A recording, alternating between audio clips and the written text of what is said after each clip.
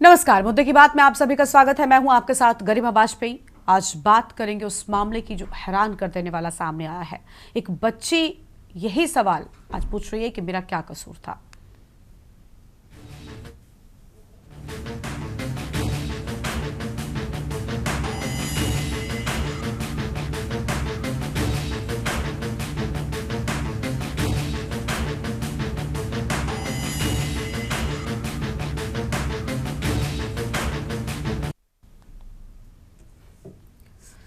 जिस मासूम ने अब तक काखा गागा भी ठीक से नहीं सीखा था, उसने अपराध झेल लिया। लखनऊ के इंदिरानगर इलाके में 4 साल की बच्ची के साथ स्कूल वैन में दुष्कर्म हुआ।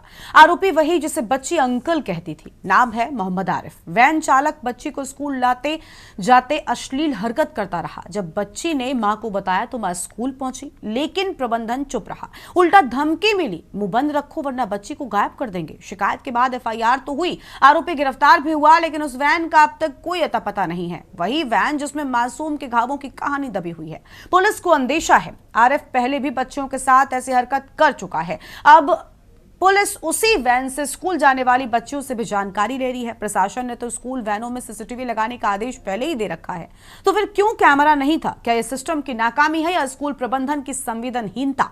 शासन ने CCTV लगाने को कहा था, स्कूल प्रबंधन ने क्या किया? क्या वाकई हमारी बेटियां सुरक्षित हैं? सवाल सीधा है, जब आदेश पहले से थे तो सुरक्षा नदारद क्यों रही? क्या स्कूल सिर्फ शिक्षा का केंद्र है या संवेदना और सुरक्षा का भी दायित्व उठाते हैं? अब वक्त है जब जिम्मेदारी तय हो और जवाबदेही से कोई न बच पाए।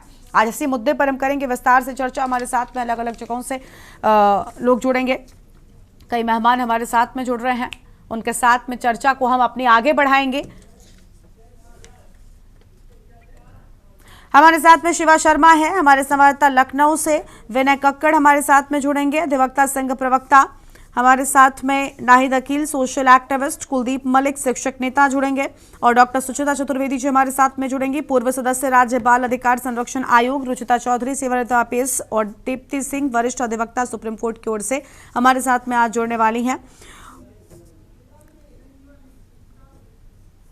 इन्हीं के साथ में हम चर्चा की शुरुआत करेंगे। सबसे पहले डॉक्टर सुचिता चतुर्वेदी जी हमारे साथ में जुड़ चुकी हैं, पूर्व सदस्य राज्य बाल अधिकार संरक्षण आयोग। और दीप्ति सिंह जी भी हमारे साथ में बनी हुई है, वरिष्ठ अधिवक्ता हैं, सुप्रीम कोर्ट की ओर से। बहुत स्वागत आप दोनों का मैम। शुरुआत सुचिता जी के साथ में कर लेंगे। सुचिता जी, देखिए, बच्चियां शिक्षित हों ये बहुत जरूरी है इस देश के लिए, खुद उनके भविष्य के लिए पढ़ा लिखा होना बहुत जरूरी है, लेकिन शिक्षित तो तब होंगी जब सुरक्षित होंगी। बड़े बड़े दावे हैं, बड़ी बड़ी बातें हैं, लेकिन असल सच आप देखिए, एक बच्ची जिसने काका गागा नहीं सीखा, स्कूल जाने लगी थी, स्कूल वैन चालक ने उसके साथ में जिस तरीके से दुराचार किया, कितनी निर्मम तरीके से ये पूरा मामला सामने आया। और स्कूल प्रबंधन की ओर से कोई सख्त कदम नहीं उठाया गया। नियम है कि स्कूल वैन में भी कैमरे हों, लेकिन नहीं ऐसा हुआ।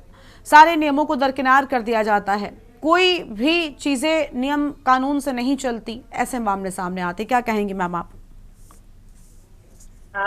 एक तो ये बहुत ही दुखद घटना है, और वास्तव में बच्चियों के साथ ये इस प्रकार की, अभी अभी स्कूल खुला और तत्काल ही इस प्रकार के मैसेज हम लोगों के पास आने लगे कि हाँ, एक बच्ची के साथ ऐसा दुष्कर्म हो गया।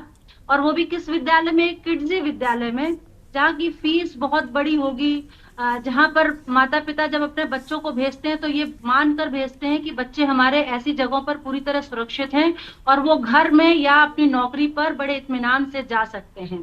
लेकिन ऐसी घटनाएं इन सारी चीजों को एक ताक पर रख देते हैं और एक बहुत बड़ा प्रश्न चिन्ह लगा देते हैं हम सभी पर। मैं भी उसमें शामिल हूं, हम सभी पर बड़ा प्रश्न चिन्ह लगता है कि ये कैसे मुमकिन हो पाता है। स्कूल वैन में CCTV कंपलसरी है, लगाना चाहिए। आपके विद्यालय में जो भी एम्प्लॉय काम कर रहे हैं उनका वेरिफिकेशन पुलिस से होना चाहिए। आज पुलिस कह रही है कि हो सकता है इस आरिफ ने कई लोगों के साथ ऐसा किया हो, यानी कि पुलिस ने अभी तक उसका वेरिफिकेशन ही, जो प्रिंसिपल था, प्रबंधक था, उन्होंने अभी तक इस व्यक्ति का पुलिस वेरिफिकेशन भी नहीं कराया था। और वो उनके यहाँ एक ऐसी वैन का ड्राइवर था जहां पर बच्चों को बड़ा सुरक्षित महसूस कराकर उनको घर तक पहुंचाने की बात होती है, लेकिन पुलिस का वेरिफिकेशन नहीं था, CCTV कैमरा नहीं था। और लोग ये कहते हैं कि जो CCTV कैमरा होने चाहिए वो CCTV कैमरे नहीं है, तो फिर ऐसे विद्यालय संचालित क्यों हो रहे हैं? और इन पर किसी की जवाबदेही बनती क्यों नहीं है। मैं आपको ये बताना चाहूंगी कि जो किड्जी विद्यालय है, यानी कि जो प्ले ग्रुप स्कूल्स हैं, इन प्ले ग्रुप स्कूल की कोई भी मॉनिटरिंग बॉडी इस प्रदेश में नहीं है। बार बार कमीशन ने भी पत्र लिखा कि कोई एक मॉनिटरिंग बॉडी होनी चाहिए, कोई तो अधिकारी होगा कि जब ऐसी घटना हो, कोई भी तो अधिकारी होगा जो ऐसे विद्यालयों को का की मॉनिटरिंग करेगा। जब कोई घटना घटित हो जाती है तब हम लोगों के सामने आता है कि उस विद्यालय में ऐसा दुष्कर्म हो गया, उस प्ले ग्रुप में आज ऐसी घटना हो गई। लेकिन जब देखा जाता है तो उन विद्यालयों का कहीं पर भी कोई मॉनिटरिंग बॉडी नहीं है। आईसीडीएस कहता है कि हम कर लें, बेसिक कहता है कि हम कर लें, लेकिन इन दोनों का ही अभी ये प्ले ग्रुप स्कूल किसके झोली में जाएगा, ये लड़ाई अभी तक यहीं पर बनी हुई है प्रदेश में। तो ये बच्चियों के साथ जो घटना हो रही है, इसकी जवाबदेही बनती किस पर है? कौन प्रशासन का कौन अधिकारी है? क्या बेसिक शिक्षा अधिकारी इसकी जिम्मेदारी लेगा कि आईसीडीएस लेगा? अभी तो हम यहीं पर ही फंसे हुए हैं और बच्चियों के साथ इस तरीके की घटनाएं हो गई। तो ये बहुत ही दुखद है और इस पर सरकार को और बेसिक और आईसीडीएस को मिलकर एक निर्णय लेना चाहिए कि ये ऐसे स्कूल, आप देखिए कि कोई भी अपार्टमेंट है, अपार्टमेंट में प्ले ग्रुप स्कूल खोल दिया, कहीं पर भी किसी भी 2 कमरों का मकान किराए पर ले लिया और प्ले ग्रुप स्कूल खोल दिया। तो इस प्ले ग्रुप स्कूल का ये माहौल क्यों बनाया जा रहा है कि ये प्ले ग्रुप स्कूल है?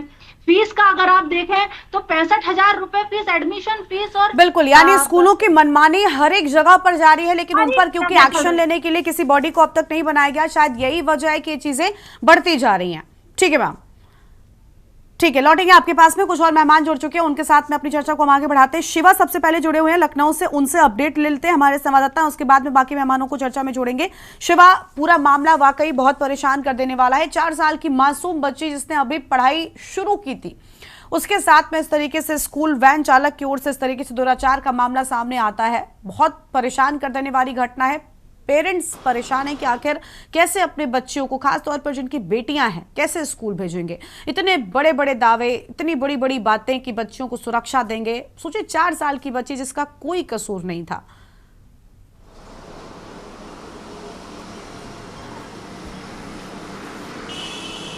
बिल्कुल गरिमा, ये बेहद ही गंभीर घटना है। जो बच्ची अभी अपने पैरों पर खड़े होकर के प्ले ग्रुप स्कूल पे पढ़ने के लिए पहुंची थी, उस 4 साल की बच्ची के साथ उसके ही वैन ड्राइवर मोहम्मद आरिफ ने दुष्कर्म की वारदात को अंजाम दिया। यही नहीं, जब उस बच्ची के माँ बाप इस शिकायत को लेकर के स्कूल प्रशासन के पास गए तो स्कूल प्रशासन ने इस मामले से पल्ला झाड़ लिया और ये कहा प्रबंधक ने कि हम इस मामले को देखेंगे और इसमें कार्रवाई करेंगे।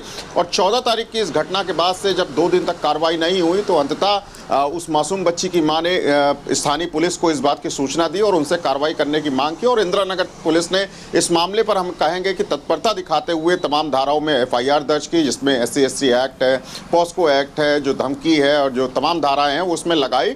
और जल्द से जल्द मोहम्मद आरिफ जो स्कूल वैन का ड्राइवर था उसको गिरफ्तार किया। और संदीप कुमार इस स्कूल के प्रबंधक बताए जाते हैं, उनको भी नामजद किया है। लेकिन अभी फिलहाल उनकी गिरफ्तारी नहीं हुई है क्योंकि एलिगेशंस प्राइमा फेसी पेरेंट्स ने उस वैन ड्राइवर के ऊपर लगाए हैं कि उनकी बच्ची को जब वो आखिरी दौर पे स्कूल छोड़ने जाता था तो वो वैन चालक मोहम्मद आरिफ उस बच्ची के साथ में गलत हरकतें करता था और उसी वजह से उसको इंटरनल जगह पर घाव भी हुआ, ब्लीडिंग भी हुई। और जब इस बात का पता घर वालों को लगा तो जरूर घर वालों ने इस बात की प्राइमा फेसी शिकायत स्कूल से की, लेकिन स्कूल प्रशासन ने कोई कार्रवाई नहीं की।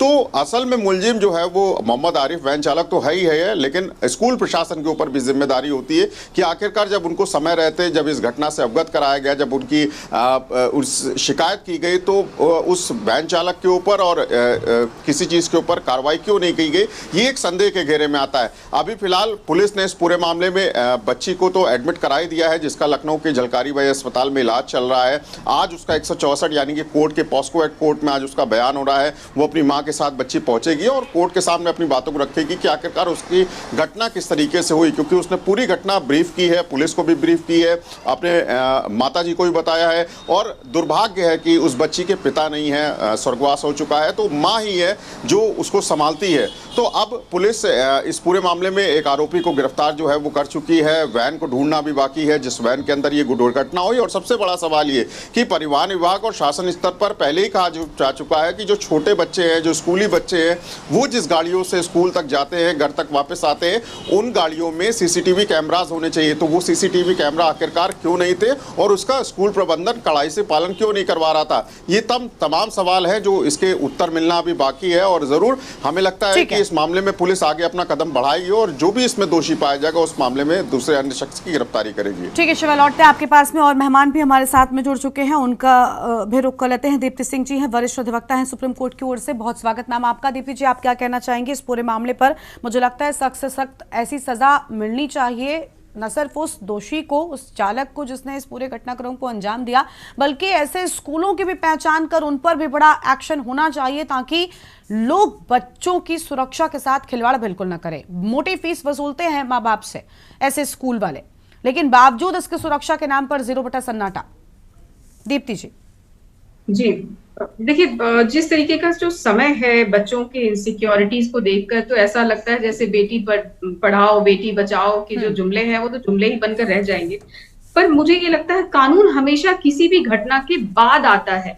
क्यों ना कोई ऐसी सिक्योरिटी, ऐसा सुरक्षा। वैसे देखिए स्कूलों को, जिस तरीके के प्ले स्कूल हैं, इनके लिए काफी सारे गाइडलाइंस हैं, अपने जितने भी वेरिफिकेशंस होना चाहिए, बैकग्राउंड वेरिफिकेशंस स्टाफ्स के, ये सब होने चाहिए। बहुत सारे रूल्स एंड रेगुलेशंस हैं, पर बावजूद इसके बच्चियों के साथ आज भी इतनी सारी घटनाएं घट रही हैं। ये तो वो घटनाएं हैं जो रिपोर्टेड हैं। आप देखिए अनरिपोर्टेड घटनाएं कई बार लोग शर्म से चुप रह जाते हैं।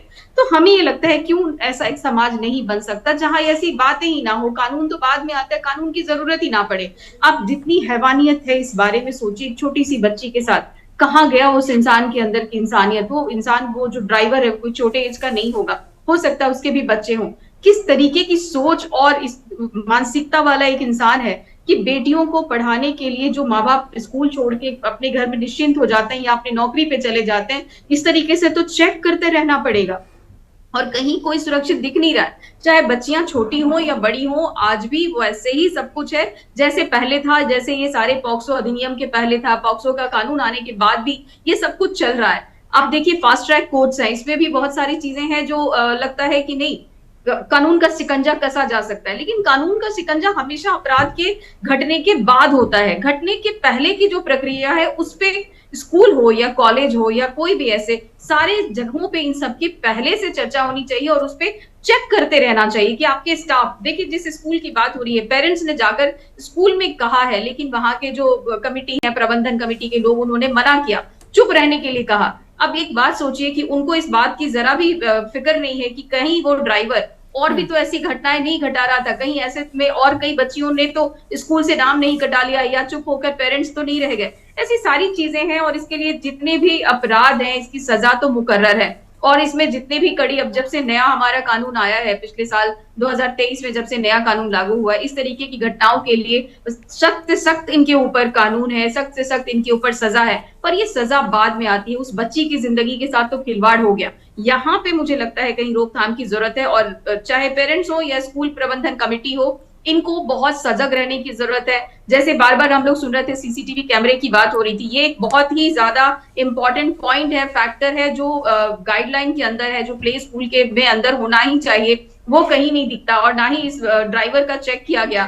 तो ये सारी चीजें बहुत मैटर करता है कि ये सब क्यों नहीं था। और यही सब ढिलाई जहां पे होता है वहां पे ये अपराध हो जाते हैं और उसके बाद लोगों की जिंदगियां खराब होती हैं। बच्ची जिंदा है ये बहुत बड़ी बात है, आने वाले टाइम पे उसको मेडिकली ट्रीटमेंट मिल जाएगा।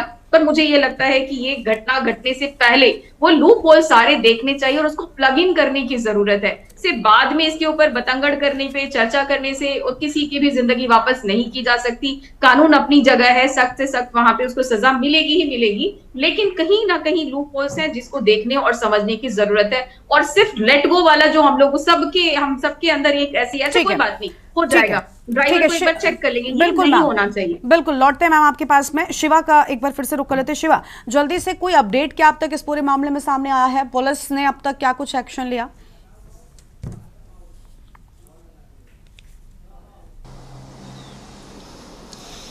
देखिए, इस मामले में एफआईआर परसों दर्ज होने के बाद में गरिमा, एक मुलजिम था जो मोहम्मद आरिफ था, जो वैन चालक था, उसको गिरफ्तार कर लिया, उसको कोर्ट के समक्ष पेश करके उसको जेल भेज दिया गया है। अब जो इन्वेस्टिगेशन का जो पार्ट है वो डिप्टी एसपी रैंक के ऑफिसर का है, क्योंकि SC/ST एक्ट की धारा लगी है।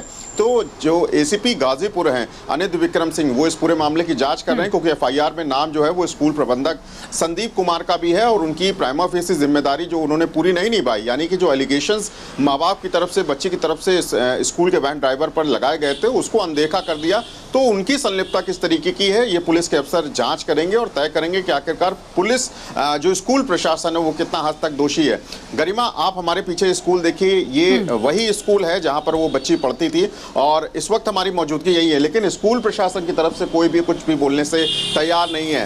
तो ये साफ जाहिर होता है कि स्कूल प्रशासन की जो लापरवाही हम सुन रहे हैं, देख रहे हैं, FIR कॉपीज में जो पढ़ रहे हैं, वो जाहिर तौर पे सच्चाई मानी जाएगी, क्योंकि अभी भी स्कूल प्रशासन की तरफ से इस मामले में कुछ भी कोई बोलने को तैयार नहीं है।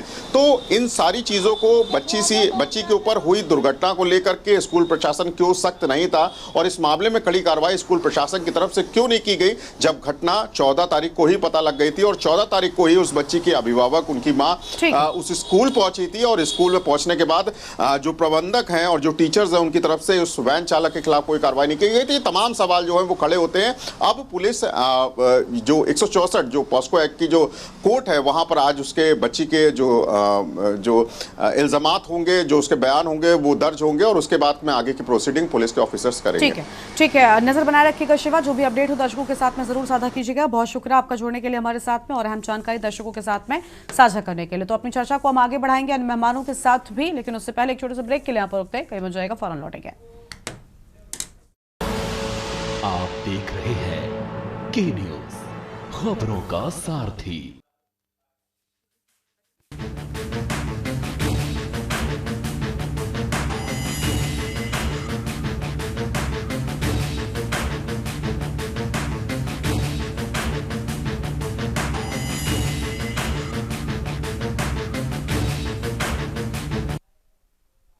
ब्रेक के बाद मुद्दे की बात में आप सभी का स्वागत है। खास मेहमान लगातार हमारे साथ में बने हुए हैं। रुचिता चौधरी जी हमारे साथ में है, सेवानिवृत्त IPS अधिकारी। बहुत स्वागत रुचिता जी आपका। रुचिता जी, क्या कहना चाहेंगे? बेटियों की सशक्तिकरण को लेकर बहुत सारी बातें हैं, लेकिन मुझे लगता है सबसे पहले मेजरली तो हम सुरक्षा पर ही अगर बात कर लें, उन्हें सुरक्षाएं प्रदान कर पाए, नियम कानून बन जाते हैं कि उनका पालन हो रहा है कि नहीं हो रहा है, इम्प्लीमेंटेशन हो भी रहा है कि नहीं हो रहा है, ये सुनिश्चित करने के लिए कोई है ही नहीं। जो ये PG स्कूल्स होते हैं खासतौर पर बच्चियों के, इनकी गवर्निंग के लिए कोई बॉडी बनाई ही नहीं गई। आप सोचिए, कोई एक्शन हो सके इसके लिए कोई बॉडी नहीं है। कैसे आखिर इनका ध्यान रखा जा सकता है? कितने बच्चे हैं जो ऐसे स्कूल्स में जाते हैं, उनकी सुरक्षा के साथ रोज खिलवाड़ हो रहा है, उनकी जान दांव पर लगी हुई है, ऐसे कोई भी उनके साथ कोई घटना कर जाएगा। रुचिता जी,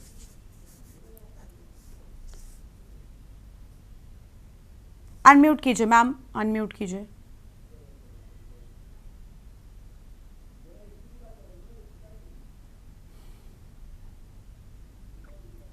हेलो जी, बोलिए, आपकी क्या आवाज सुन पा रहे हैं? हाँ जी। ये गाइडलाइंस तो देखिए होनी चाहिए, क्योंकि स्कूलों के लिए है और जब कोई भी काम, कोई व्यापार कोई करता है, वेरिफिकेशन होता है, तो निसंदेह इनका भी वेरिफिकेशन होने का सिस्टम होना चाहिए। अगर खोल रहे हैं या किसी ड्राइवर को रख रहे हैं, आप अपने घर में सर्वेंट रखें तो आप वेरिफिकेशन करें, इसकी सुविधा है। तो स्कूल कॉलेजेस के साथ साथ ये क्रचेस खुल रहे हैं, डे केयर खुल रहे हैं, इनके यहाँ किसको एम्प्लॉय किया जा रहा है, इसका भी एक वेरिफिकेशन होना चाहिए। इनका क्या इतिहास है, ये किस बैकग्राउंड से आ रहे हैं, कहीं इन्होंने कोई क्राइम तो नहीं है, इसका एक वेरिफिकेशन होना चाहिए था। और शिक्षा विभाग को इस बात की जिम्मेदारी लेनी होगी कि बच्चा जब प्रारंभिक पहला कदम स्कूल में रख रहा और तभी उसके साथ अगर हादसा हो जाएगा, तो न केवल वो बच्ची बस, बल्कि और जो बच्चियां उस विद्यालय में पढ़ रहे होंगे, डे केयर में होंगे, सभी सहम जाएंगे और सभी की जिंदगी का रुख कुछ समाज के प्रति अच्छी भावनाएं नहीं रखेगा। इसलिए उन बच्चों को सुरक्षा भी देनी है, उनको कैसे पढ़ने जाने देना है कि उनका इंटरेस्ट खत्म ना हो, वो पढ़ाई की तरफ बढ़े। इस केस में लगता है कि ड्राइवर ने हर चीज को जान लिया है कि बस बच्ची का फादर नहीं है, बैकग्राउंड क्या है, कोई ऑब्जेक्शन करने वाला नहीं है। और उससे भी बड़े दोषी वो विद्यालय हैं, उनके संचालक हैं, जिनको जानकारी हो गई और इसके बाद भी उन्होंने उस बात को, उस चालक को दंडित करने में सहयोग करने की जगह उस बात को दबाने का प्रयास किया है, तो वो भी उतने ही दंड के भागी हैं जितना चालक है। बच्ची को निसंदेह मिलेगी सभी सुविधाएं अब तो, पर ये सुविधा पहले होनी चाहिए थी कि उसके मासूम दिल पर इतनी बड़ी चोट न लगे। ये जैसे अभी वकील साहबा कहती है, ये तो सौभाग्य है कि वो जीवित है। यदि जीवित ही ना होती तो हाँ, हाँ। और कितना बड़ा एक अभिशाप होता उस माँ के लिए जिसके पास पति भी नहीं है और बिल्कुल। और बच्ची को सोचिए किस उन परिस्थितियों बच्चियों में के वो लिए पाल भी रही जो अन्य होगी। बच्चियां इस स्कूल में पढ़ती थी, उन बच्चों के माँ बाप भी आज क्या सोच रहे होंगे, क्या वो टेरेसा में नहीं होंगे? क्योंकि अभी तो ये एक मामला सामने आ गया है, न जाने वो कैसी प्रवृत्ति का, कैसी मानसिक स्थिति उस शख्स की थी, उसने किन बच्चियों के साथ उस तरीके के अपराध किए होंगे। ठीक है मैम, लौटते हैं आपके पास में और मेहमानों का रुख कर लेंगे। कुलदीप मलिक जी हैं, शिक्षक नेता हैं। कुलदीप जी, बहुत स्वागत आपका। कुलदीप जी, देखिए जो घटना सामने आई बहुत परेशान कर देने वाली है। लोग स्कूल चलाते हैं लेकिन क्या सुरक्षा दे रहे हैं बच्चों को? आज स्कूल प्रबंधन बिल्कुल चुप है, कुछ बोलने को तैयार नहीं है। ये सुरक्षा दी जा रही है? जी देखिए मैडम, मैं आपकी जानकारी के लिए बता दूं और जरा हिंदुस्तान के 143 करोड़ लोग भी इस बात को समझे कि सरकार किसी भी देश की हो, किसी भी देश की सरकार के 3 काम हैं। एक काम है शिक्षा का, दूसरा काम है चिकित्सा का और तीसरा काम है सुरक्षा का। अब अगर हम शिक्षा व्यवस्था की बात करें, देश के अंदर 80% शिक्षा आज प्राइवेट क्षेत्र में है। फिर प्राइवेट क्षेत्र में जितने भी रूल्स एंड रेगुलेशंस है, वे प्राइवेट क्षेत्र में रूल्स एंड रेगुलेशंस फॉलो नहीं किए जाते। और इस तरीके की घटना, ये कोई पहली घटना नहीं, ये घटनाएं आम हो चुकी है पूरे हिंदुस्तान के अंदर। कहीं ना कहीं ऐसी घटनाएं अपने आप में बहुत ही शोचनीय है। और खास तौर से देश के अंदर जो भी शैक्षणिक संस्थान चल रहे, भले ही वे छोटे से लेकर बड़े स्तर पर चल रहे, प्रबंधक भी इस बात को समझे कि ये काम आपका नहीं, जो आप शिक्षा दे रहे हैं ये सरकार का काम है। और अगर सरकार का काम आप कर रहे हैं तो कहीं ना कहीं सरकार को आपके काम में मदद करनी चाहिए। लेकिन सरकार भी इन प्रबंधकों को लूटने का काम कर रही। शिक्षा व्यवस्था के अंदर इतना भ्रष्टाचार है, इतना भ्रष्टाचार है। डॉक्टर कुलदीप मलिक पूरी गंभीरता के साथ इस बात को कह रहा कि मैं यूपी से आता हूं, यूपी के अंदर 75 जिले हैं, 75 जिलों में शिक्षा व्यवस्था को संचालित करने का काम जिला स्तर पे डीआईओएस और बीएसए का है। लेकिन वहां उनके दफ्तरों में आप जाके देखो कितना बड़ा भ्रष्टाचार है। पैसे दे बगैर कोई काम नहीं होता। और खास तौर से जितने भी रूल्स एंड रेगुलेशंस फॉलो करने होते हैं वो सारे के सारे रूल्स एंड रेगुलेशंस अवॉइड किए जाते हैं भ्रष्टाचार के कारण। और यही कारण है कि आज इस बच्ची के साथ में इस तरीके का दुष्कर्म हुआ। अपने आप में शर्मसार कर देने वाली घटनाएं। सरकार को कहीं ना कहीं कड़े से कड़े कदम उठाने पड़ेंगे, भ्रष्टाचार के ऊपर लगाम लगानी पड़ेगी। जो योग्य व्यक्ति है शिक्षा क्षेत्र में उनको आगे बढ़ाना पड़ेगा। और खास तौर से जब तक शिक्षा क्षेत्र के अंदर हर विभाग में रूल्स एंड रेगुलेशन फॉलो नहीं होंगे तब तक इस तरीके की घटनाएं होती रहेगी। जरा पूरी गंभीरता के साथ डॉक्टर कुलदीप मलिक इस बात को बता रहा। और भाई हमने तो अपना सारा का सारा जीवन ही शिक्षा क्षेत्र के लिए न्योछावर कर दिया। आप देखिए देश में किस तरीके से पहले शिक्षकों का सम्मान था। मेरे मम्मी पिताजी भी शिक्षक थे, मेरे बाबा जी भी शिक्षक थे। एक शिक्षक का इतना सम्मान था, आज शिक्षक ही खत्म हो गए। शिक्षक सामाजिक, राजनीतिक और आर्थिक रूप से खत्म कर दिए। शिक्षकों का कोई सम्मान नहीं, सोसाइटी में शिक्षकों का कोई मान नहीं। और यही कारण है कि इस तरीके की घटनाएं, आप जरा सोचिए उस बच्ची के ऊपर क्या बीती होगी, उस परिवार के ऊपर क्या बीती होगी। और जिस तरीके का ये संस्थान है, ये कोई मामूली संस्थान नहीं। आप भी अपने पोस्टर में उसका दिखा रहे हैं, किड्जी जैसा संस्थान, ये नामी गिरामी संस्थान जो छोटे छोटे बच्चों को डे केयरिंग का भी ये काम करते हैं। बच्चों को सुबह से लेकर शाम तक वे रखते हैं, वहीं पर उनके खाने पीने की व्यवस्था होती है। अगर इतने नामी संस्थान के अंदर इस तरीके की घटनाएं होगी तो भाई ये देश कैसे आगे बढ़ेगा? देश के प्रधानमंत्री तो इस देश को विश्वगुरु बनाने की बात कर रहे हैं, डेडलाइन भी फिक्स कर दी 2047 तक। और इस तरीके की दरिंदगी आप शिक्षा क्षेत्र के अंदर इस तरीके की घटनाएं होगी, अपने आप में संसार कर देने वाली घटना। ठीक है सर, लौटेंगे आपके पास में। नाहिद अकील जी हमारे साथ में, सोशल एक्टिविस्ट हैं। बहुत स्वागत मैम आपका। नाहिद जी, आप क्या कहना चाहेंगे इस पूरी घटना पर? राजधानी में मासूम से दुष्कर्म हो गया। आप सोचिए अलग अलग जगहों पर राजधानी में ऐसी घटनाएं हो रही हैं जहां से बड़े बड़े दावे किए जाते हैं। नाहिद जी, देखिए बहुत दुख की बात है कि राजधानी में इस तरह की घटनाएं हो रही है। लेकिन मैं इस पे एक ही चीज कहना चाहूंगी कि जैसे दीप्ति जी ने एक बात कही कि कानून बाद में आता, तो कानून तो हमेशा बाद में आएगा। कानून से पहले प्रशासन आता है कि आप कितना चौक चाबंद है कि ये घटनाएं हो ही नहीं। लेकिन आज दिक्कत ये है कि अगर प्राइवेट स्कूल की बात करें तो वो छुपाने पे लगा। अगर खुल करके प्राइवेट स्कूल आए और अगर उसके ही ड्राइवर ने गलती की है वो हमेशा सामने आए और उसको सजा दिलाने में साथ दे, तो दिक्कत क्या है। लेकिन उनको ये लगता है कि हमारे स्कूल की छवि खराब जाएगी, एडमिशन नहीं लोग करेंगे, कुछ ऐसे नहीं होगा। लेकिन आपके यहाँ जो घटना हुई है, आप बच्चे के पेरेंट्स के साथ खड़े तो होइए, उसको मुंह बंद करने के लिए आप धमकी दे रहे हैं। दूसरी चीज मैं ये कहना चाहूंगी कि इस देश में आप कहीं भी बात करिए, एक देश एक कानून, एक देश एक उत्पाद, एक रेलवे स्टेशन एक उत्पाद, मतलब एक एक करते करते हमारे कान पक गए हैं। लेकिन क्यों नहीं आप वो फॉलो करते कि एक देश एक स्कूलिंग सिस्टम।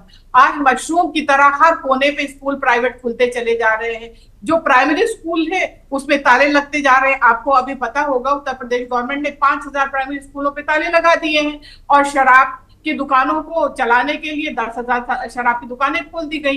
तो शिक्षा का और शराब का आप तालमेल तो देखिए कि देश में आज शराब पीना तो बहुत आसान हो गया, लेकिन बच्चे को पढ़ाना मुश्किल हो गया, क्योंकि जो सरकार की जिम्मेदारी है कि आप प्राइमरी स्कूल को अच्छा बनाएं वो आप कर नहीं पा रहे हैं। ऊपर से आप कह रहे हैं कि बच्चे स्कूल आते नहीं, ताला लगा दो। बच्चे स्कूल क्यों नहीं आते हैं? अभी मैं बनारस से होके आ रही, घुटने बराबर पूरे शहर में पानी भरा हुआ है। तो आप समझ सकती हैं कि प्राइमरी स्कूलों में गांव में क्या स्थिति होती, बच्चे कैसे स्कूल जाए।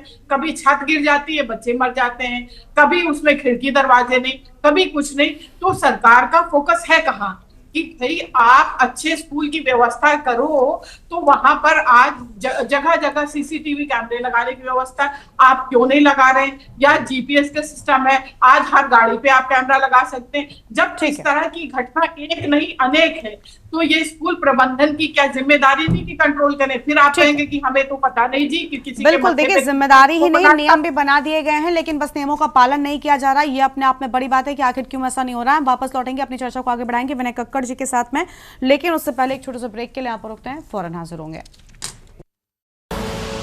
आप देख रहे हैं के न्यूज, खबरों का सारथी।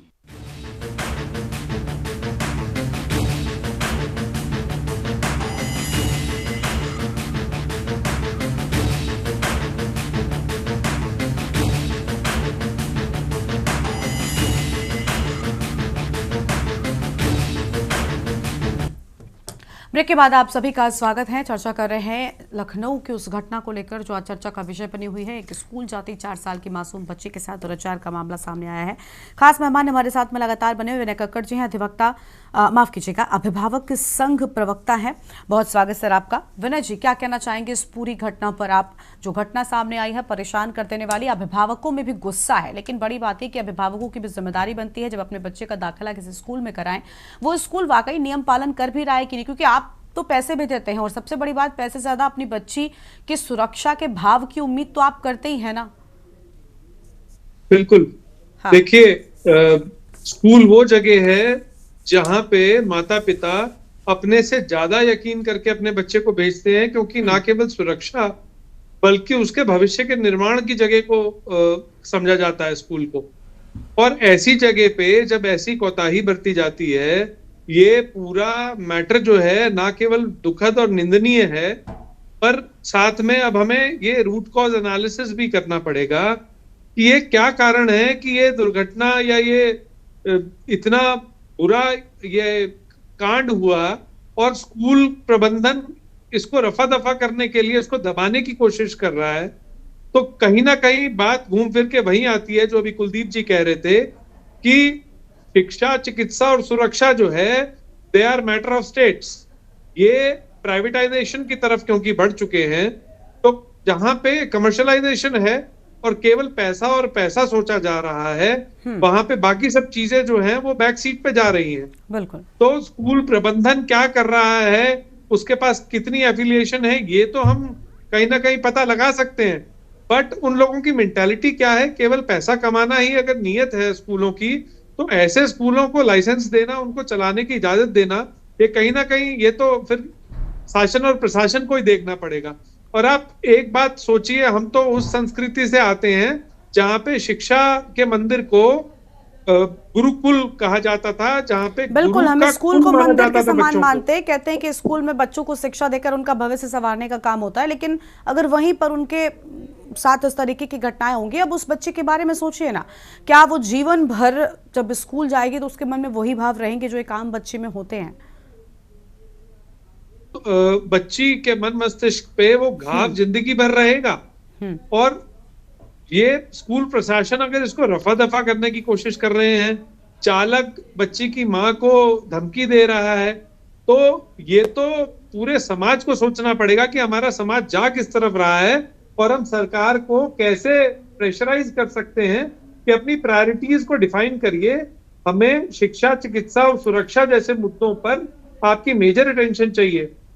अभी जैसे बहन जी बात कर रही थी कि शराब की दुकानें खोली जा रही हैं, आबकारी नीतियों के कारण, रेवेन्यू जनरेशन के कारण अगर सरकार भी उस पूंजीवादिता की तरफ चली जाएगी तो फिर आम जनता के लिए तो बहुत मुश्किल हो जाएंगी हर चीजें। ठीक है रुचिता जी, क्या लगता है कि क्या एक तरफ स्कूलों पर तो एक्शन होना ही चाहिए, लेकिन साथ ही साथ अभिभावकों को भी दाखिले के वक्त थोड़ी सी जिम्मेदारी निभानी चाहिए और पूरी जानकारी हासिल करनी चाहिए? ऐसे स्कूलों में दाखिला नहीं कराना चाहिए जहां पर नियमों का ठीक तरीके से पालन नहीं होता। बिल्कुल, देखिए दाखिले के समय ही नहीं, लगातार विजिल आपको रखना पड़ेगा। ये नहीं कि आपने बच्ची भेज दी, आपने उस समय जानकारी कर ली कि हाँ वह स्कूल अच्छा है।